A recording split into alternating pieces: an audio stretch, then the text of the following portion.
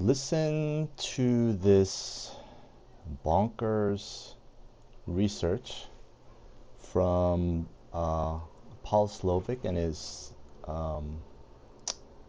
colleagues. This is pretty crazy. So you can read along with me here. But in 2010, they decided to test whether the effect found would occur as well for donations to 2 starving children. Okay, don't worry about this thing. Just read along here.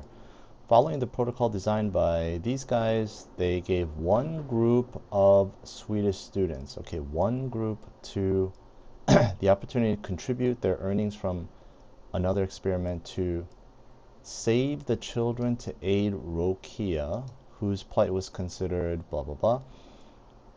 Okay, so that's one group. The second group was offered the opportunity to contribute their earnings to save the children to aid Musa, a 7-year-old boy from Africa who was similarly described as in need of food aid. A third was shown both, and we're told that any donation would go to both of them. Now, these were real donations, and they went to save the children. And participants also rated their feelings about the donation. Okay? Here are the crazy results, all right? Affect was found to be least positive in the combined condition, and donations were smaller. In the individual child conditions, the size of the donations made were strongly correlated with rated feelings. They were much bigger. However, this correlation was much reduced in the combined condition. Okay, so here's a gist. These people actually contributed more when they were shown and told that it was for one student. When they were told that it was for 2 students, they actually donated less. Isn't this nuts? It's crazy because it's very disturbing. And but there's a lot of studies like this, right? And the more students there are, the more people there are, the less people tend to care about that situation. And this is the very disturbing but extremely insightful findings that Paul Slovic has worked on. In the beginning of the research paper, he talks about kind of lays the foundation for the cognitive aspects of this type of decision making, right? So these people are trying to decide how much to care and how much to donate, how they should feel about atrocities, bad things happening, and how to help people in distress, right?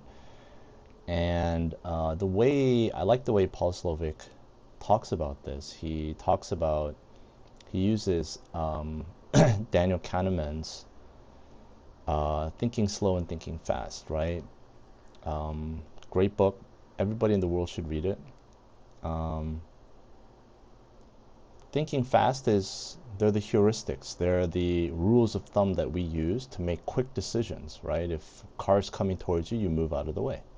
Those are heuristics. That's the thinking fast part. The thinking slow is like, should I marry this person or not, right? Obviously, you shouldn't rush into things like that. You should use your rational decision-making, thinking ability, and that's the slow thinking part, right? I titled this video, How Dumb We Are. And I think people might think that, human beings are just innately evil, and that's why they donate more to the one child and less to the 2 children situation. And I don't think that that's the case. And certainly Paul Slovic is making the case that we are using our fast thinking to respond to these types of situations that actually require us to do slow thinking, okay? That's Paul Slovic's thing. He doesn't go so far as I'm going to right now. I'm going to say that most people are really dumb, and they're really stupid, because the fast thinking thing is instinctual. Everyone's born with it. The slow thinking, nobody's born with that. You have to work on it. You have to be trained to think rationally. And I would say most people on earth are not trained to do this. And most adults that you see walking around do not have this slow thinking capacity. I don't mean that they can't think slow.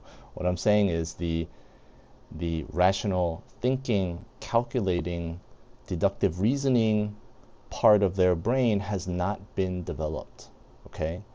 And so in situations that are complex or complicated, you must use that part of your brain and not make quick decisions. Daniel Kahneman, Amos Tversky, they're famous for their cognitive biases work. And I've always thought that the very basic foundation of all cognitive biases results from using our fast thinking, our heuristics, and our instincts in situations that require careful, logical, thinking, right? So when people are investing, instead of calculating, which is what you should do, it should be an activity rooted in probability and analysis, but instead people use their heuristics, their fast thinking, instinctual strategies, and so that's where all the mistakes come from, right? So I think that's what's going on here. When people see an atrocity and there's one person, they get all emotional about it and we got to do something. But if there's two, they don't react as strongly, when in fact they should act more strongly than in the first case, right? And if there's 1,000,000 people, 1,000,000 refugees who need our help, people don't care at all. And this is so fucked up, right? This is where a lot of the problems happen in the world. So this is Paul Slovic's work on psychic numbing, right? This is chapter 7 of a book called The Behavioral Foundations of Public Policy, and Paul Slovic wrote it. He talks about his research as well as his colleagues, and he cites a ton of other brilliant people who have contributed to this field. Jesus, I feel like the policymakers are the ones who need this the most, but will never ever read it. I wonder if half of them could actually read. But I think even like if you're a CEO at like a medium-sized company, even this article and all the other chapters in this book are pretty awesome. If they read that, not only would their business be more successful, your employees in the organization would become better people. They would become healthier and happier, live longer, have better relationships. You know, but this. So to go back to my earlier point in my earlier video about the grandma, right? When you see the grandma walking across the street, this is a complicated situation. It's not like, the car's about to hit the grandma. If it is, then you should yell out and scream and try to help the grandma, of course, obviously.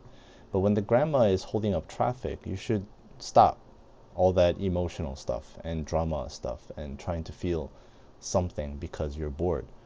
You should think and calculate and use your brain and try and figure out what is the right way to deal with this situation, right? And certainly in this case, not, as Paul Slovic explains here, we should not be guilty of psychic numbing, right?